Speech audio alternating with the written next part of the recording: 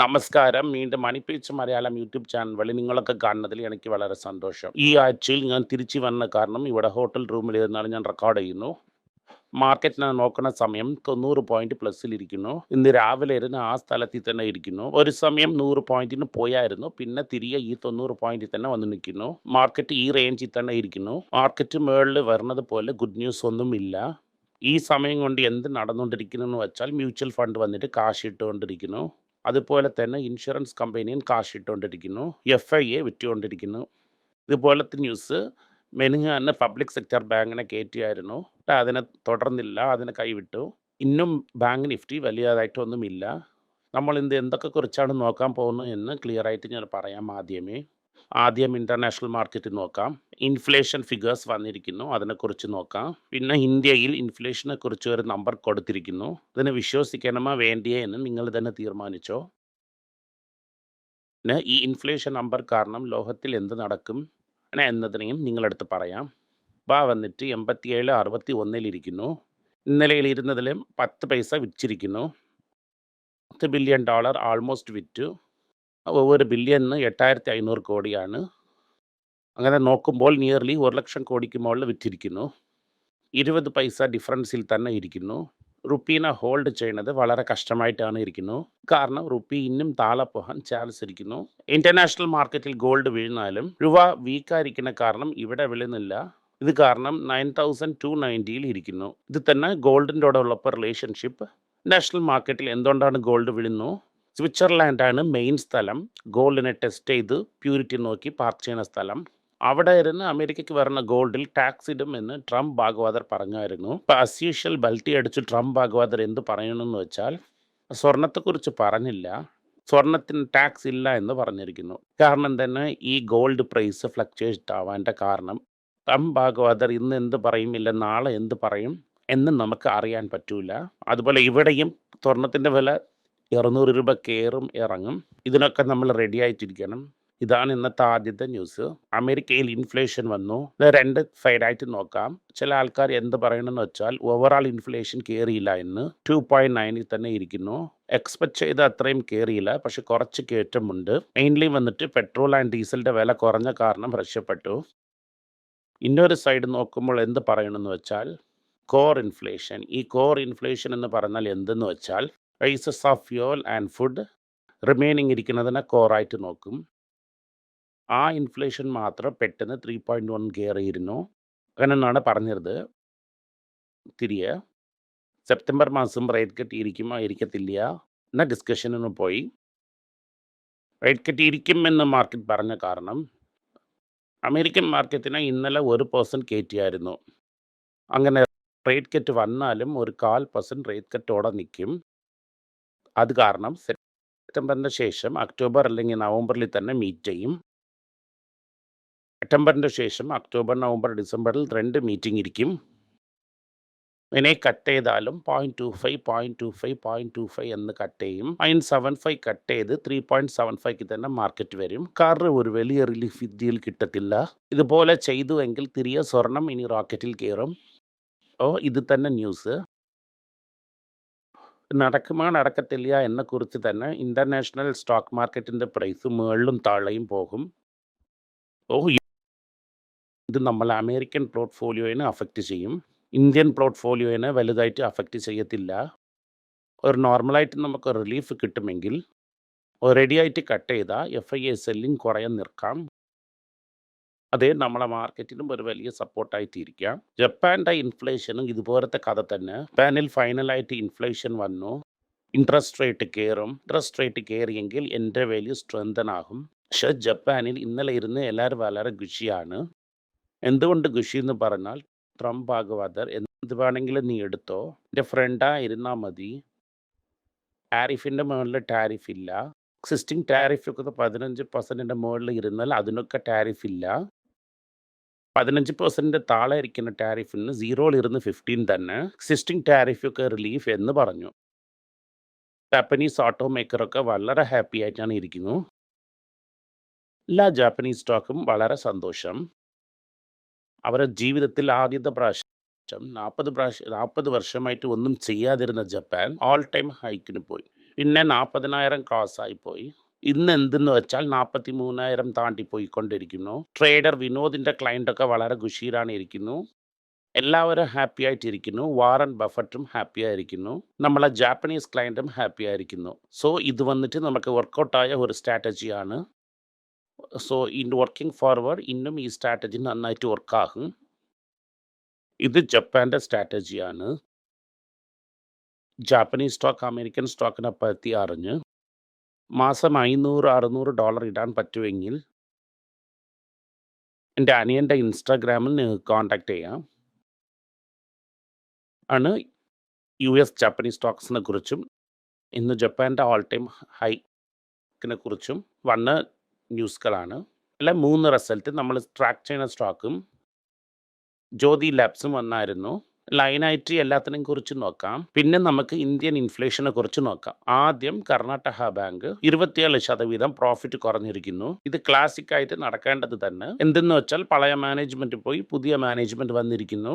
Management എന്ത് ചെയ്യുന്നു വെച്ചാൽ ഡൗട്ടായിരിക്കുന്ന അക്കൗണ്ടിനെ തന്നെ MPR ക്ലാസിഫൈ ചെയ്ത് ഫസ്റ്റ് ലാസ്റ്റിന് കാണിക്കും. പിന്നെ അതിനെ റിക്കവറി ചെയ്ത് അതിനെ പ്രോഫിറ്റിൽ കാട്ടും. ഇത് കാരണം ഒരു 0.5% NPA കയറിയിരിക്കുന്നു. ഇത് ആദ്യത്തെ പ്രോബ്ലം. രണ്ടാമത്തെ പ്രോബ്ലം മിസ് ഇൻട്രസ്റ്റ് മാർജിൻ. അത് എന്തെന്ന് വെച്ചാൽ ഏത് റേറ്റിൽ ബാങ്ക് കടൻ വാങ്ങുന്നു, ഏത് റേറ്റിൽ കടൻ കൊടുക്കുന്നു.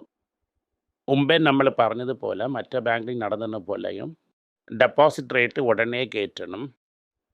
പക്ഷേ എക്സിസ്റ്റിംഗ് ക്ലയൻസിന് റേറ്റിനെ പതുക്കെ തന്നെ കയറ്റണം. പുതിയ അക്കൗണ്ടിന് കയറ്റാം, പക്ഷേ പുറത്തിരിക്കുന്ന ക്ലയൻസിനൊക്കെ, അതായത് അകത്തിരിക്കുന്ന ക്ലയൻസിനൊക്കെ പതുക്കെ തന്നെ കയറ്റാൻ പറ്റും. ഇത് കാരണം ഇമ്മീഡിയറ്റ് ആയിട്ട് പ്രോഫിറ്റ് കുറയും. 290 കോടിയുടെ അടുത്ത് കുറഞ്ഞിരിക്കുന്നു. കാരണം ഇന്ന് മാർക്കറ്റ് ഇതിനടിച്ച് ഭയങ്കരമായിട്ട് ചോർച്ച കൊടുത്തിരിക്കുന്നു. നമ്മളെ പ്രിൻസിപ്പൽ ബടി ബുക്ക് വാല്യൂവിൻ്റെ താഴെ ഇരുന്നെങ്കിൽ കൺസിഡർ ചെയ്യാം. കൺസിഡർ ചെയ്തുവെങ്കിൽ നിങ്ങൾക്ക് ലാഭമാണ്.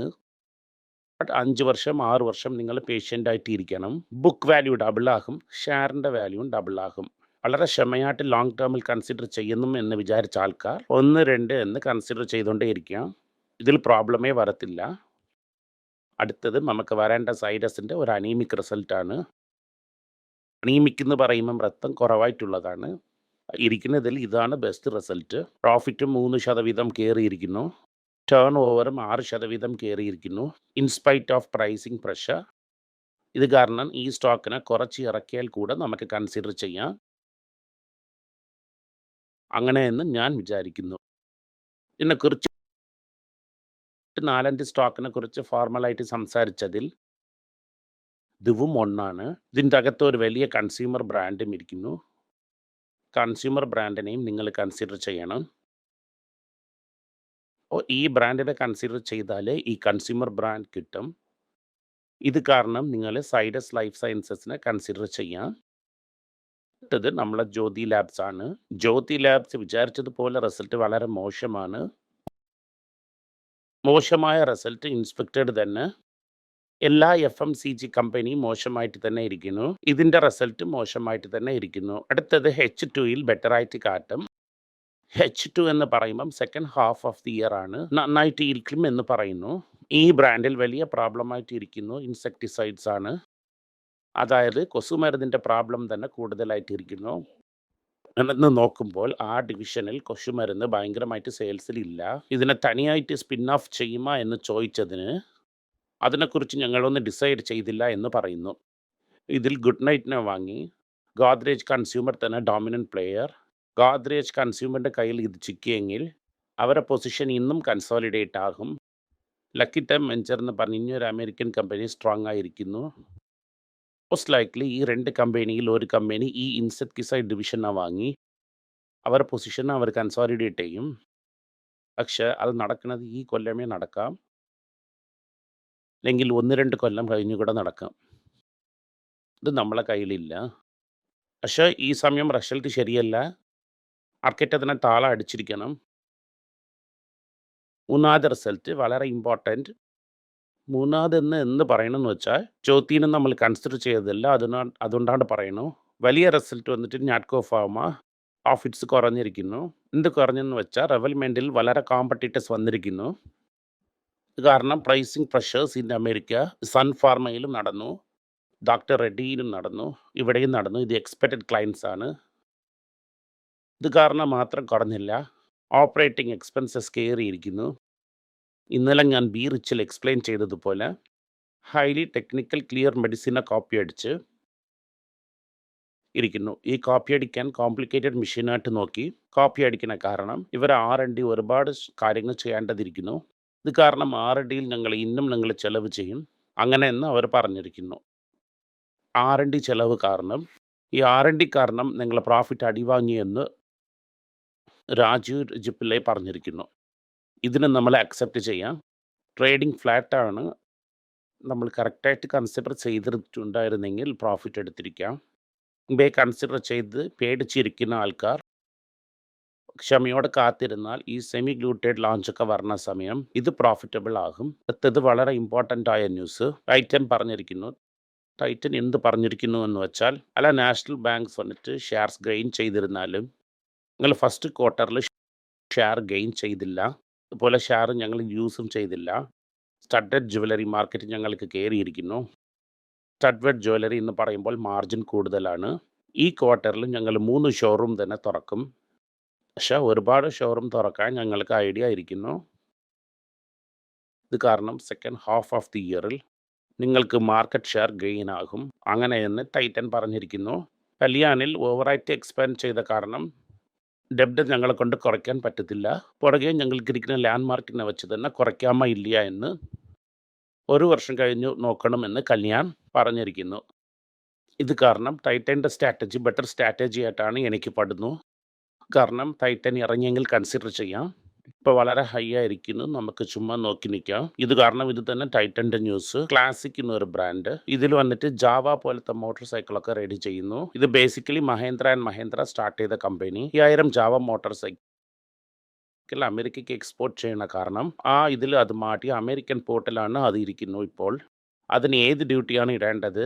മുമ്പേ ഇരുന്ന 5% 10% ഡ്യൂട്ടിയാ, അല്ലെങ്കിൽ ട്രംപ് ഭാഗവതർ പറഞ്ഞ ഡ്യൂട്ടിയാ? അങ്ങനത്തെ ഒരു സ്റ്റേജിലാണ് അതിരിക്കുന്നു. കാരണം ഈ ട്രംപ് ഭാഗവതറിൻ്റെ ആദ്യത്തെ അടി ഇത് തന്നെ. ഇങ്ങനെ ടാറ്റാസ് വന്നിട്ട് പ്രൊഡക്ഷനും വേറെ സ്ഥലങ്ങളിൽ മാറ്റുന്നു. അങ്ങനത്തെ കാര്യത്തിന് ഡമാസിന് ജ്വല്ലറി പോയതും ഞാൻ നിങ്ങൾക്ക് പറഞ്ഞിട്ടുണ്ടായിരുന്നു. ഇനിയാണ് യൂറോപ്പിൽ ഇന്നും ഇൻവെസ്റ്റ് ചെയ്യുന്നു എന്ന് ഞാൻ നിങ്ങൾക്ക് കാണിച്ചായിരുന്നു. ഇന്നൊരു ന്യൂസുമുണ്ട്. ഇന്ത്യയിൽ പ്രൊഡ്യൂസ് ചെയ്തിട്ടിരുന്ന ഡ്രഗ്സും ഡ്രഗസ്ട്രിയും അമേരിക്കയ്ക്ക് അയച്ചാൽ ടാക്സ് വരും എന്ന് പറഞ്ഞ് അതിനെ സൗത്ത് ആഫ്രിക്കയ്ക്ക് അയക്കാമെന്ന് മഹേന്ദ്ര ആൻഡ് മഹേന്ദ്ര ഡിസൈഡ് ചെയ്തിരിക്കുന്നു. സോ മഹേന്ദ്ര ആൻഡ് മഹേന്ദ്ര ചില പ്രൊഡക്ഷനെ സൗത്ത് ആഫ്രിക്കയ്ക്കാണ് മാറ്റുന്നു. ആദ്യം ടാറ്റാസ്, ഇപ്പോൾ മഹേന്ദ്രാസ്, എല്ലാവരും പതുക്കെ കുറച്ചായിട്ട് മാറ്റും. അടുത്ത ഹിന്ദുസ്ഥാൻ യൂണിലിവർ ഐസ്ട്രീമിനെ ഡീമേർജ് ചെയ്ത് തനി ബിസിനസ്സായിട്ട് ഇടാൻ അവർ ഷെയർ ഹോൾഡറിൻ്റെ അപ്രൂവൽ കിട്ടിയായിരുന്നു. അങ്ങനെ എന്ന് അനൗൺസ് ചെയ്തിരിക്കുന്നു. കിട്ടും. എന്തെന്ന് വെച്ചാൽ 65% ഇവരാണ് ഓണർ. മറ്റേ ആൾക്കാരൊക്കെ കൈ തൂക്കിയിരിക്കും. അത് കിട്ടും. ആ പുതു ഷെയർ ഏത് റേറ്റിലാണ് ലിസ്റ്റ് ആകുന്നു? ഷെയർ ഹോൾഡിംഗ് വിൽക്കുന്ന യൂണിലിവർ എന്നതിന് നമ്മൾ ക്ഷമയായിട്ടിരുന്ന് നോക്കണം. ഐസ്ക്രീമിനെ കുറിച്ച് സംസാരിച്ചത് കാരണം ഐസ്ക്രീം ആയിരിക്കട്ടും, കോക്കോല ആയിരിക്കട്ടും, AC ആയിരിക്കട്ടും, ഈ പ്രാവശ്യം സമ്മർ എക്സ്പെക്റ്റ് ചെയ്ത അത്രയും ഇല്ലാത്ത കാരണത്താൽ മഴ ഇന്ത്യയിൽ പെട്ടെന്ന് വന്ന കാരണവും പ്രൊഡക്ഷൻ പ്ലാൻ ചെയ്തിരുന്നതൊക്കെ മിസ്സായി. ഇത് കാരണം അവർ വിചാരിച്ച ഷെയർ കിട്ടിയില്ല, വിചാരിച്ച ലാഭവും കിട്ടിയില്ല എന്നവർ കംപ്ലൈൻറ്റ് ചെയ്തിരിക്കുന്നു. ഓവറാളായിട്ട് ഏർണിങ്സും അഫക്റ്റ് ആയിരിക്കുന്നു. ലാസ്റ്റായിട്ട് ഇന്ത്യയുടെ ഇൻഫ്ലേഷനെ കുറിച്ച് ഞാൻ പറയുന്നതായിട്ട് പറഞ്ഞിട്ടുണ്ടായിരുന്നു. ഇന്ത്യയുടെ ഇൻഫ്ലേഷൻ നമ്പേഴ്സ് ആരും വിശ്വസിക്കാൻ പറ്റാത്ത അത്രയും 1.5% ഇറങ്ങിയിരിക്കുന്നു എന്ന് ഇലക്ട്രിക്കൽ എഞ്ചിനീയർ പറഞ്ഞിരിക്കുന്നു. അതായത് അരിസി, ഗോതമ്പ്, നമ്മളെ പച്ചക്കറിയുടെ വില ഒക്കെ പെട്ടെന്ന് ഇറങ്ങി എന്നാണ് പറഞ്ഞത്. നിങ്ങൾ എന്ത് ചെയ്യുന്നു വെച്ചാൽ വെളിയിൽ പോകുന്നു. മാർക്കറ്റിൽ നിങ്ങൾ വാങ്ങുന്ന സ്ഥലത്തിലൊക്കെ 1 വർഷത്തിന് മുമ്പേ നിങ്ങൾ വാങ്ങിയ വിലയ്ക്കും ഇന്ന് നിങ്ങൾ വാങ്ങുന്ന വിലയ്ക്കും വെറും 1.5% തന്നെ കയറിയിരിക്കുന്ന, അങ്ങനെ എല്ലാത്തിൻ്റെ സർവീസസും ഏറിയിരിക്കുന്ന എന്നും താഴെ എഴുതുന്നു. ഞാൻ പോയി വാങ്ങാത്ത കാരണം ഇത് സത്യമാ ഇല്ലയെന്ന് എനിക്ക് അറിയാൻ പറ്റുന്നില്ല. ഇന്ത്യയിലും കോർ ഇൻഫ്ലേഷൻ, അതായത് ഫ്യൂവൽ ആൻഡ് ഫുഡിനെ വെളിയിലെടുത്തോണ്ട്, അതായത് മറ്റു കാര്യങ്ങൾ, ഈ ഡോക്ടർ ഫീസ്, മെഡിക്കൽ ഫീസ്, ഇതൊക്കെ കട്ടുന്നല്ലേ, എഡ്യൂക്കേഷൻ, ഇതൊക്കെ ചേർത്ത് ഇതൊക്കെ നോക്കുമ്പോൾ ഇൻഫ്ലേഷൻ 4% മുകളിലിരിക്കുന്നു. ഈ 1.5% ഇൻഫ്ലേഷൻ കൃത്യമായി ഇല്ല എന്ന് പറയാൻ പറ്റുന്നില്ല. പറയാൻ പറ്റുന്നില്ല. എന്തെന്ന് വെച്ചാൽ അതൊന്നും ഞാൻ വാങ്ങിയില്ല. ഞാൻ ചോദിച്ചവരേക്കും പബ്ലിക്കിൽ ഈ വിലവാശി നല്ല കേറിയിരിക്കുന്നു എന്നാണ് പറയുന്നു. അല്ല എന്ത് വിചാരിക്കുന്നു എന്ന് നിങ്ങൾ പറയൂ. മുകളിലും താഴെയും മാർക്കറ്റ് പോയിക്കൊണ്ടേയിരിക്കുന്നു. നമ്മുടെ ലിസ്റ്റിൽ ഇരുന്ന് 1, 2 എന്ന് കൺസിഡർ ചെയ്യാം. അത് തന്നെ നമുക്ക് നല്ലത്. നന്ദി, നമസ്കാരം.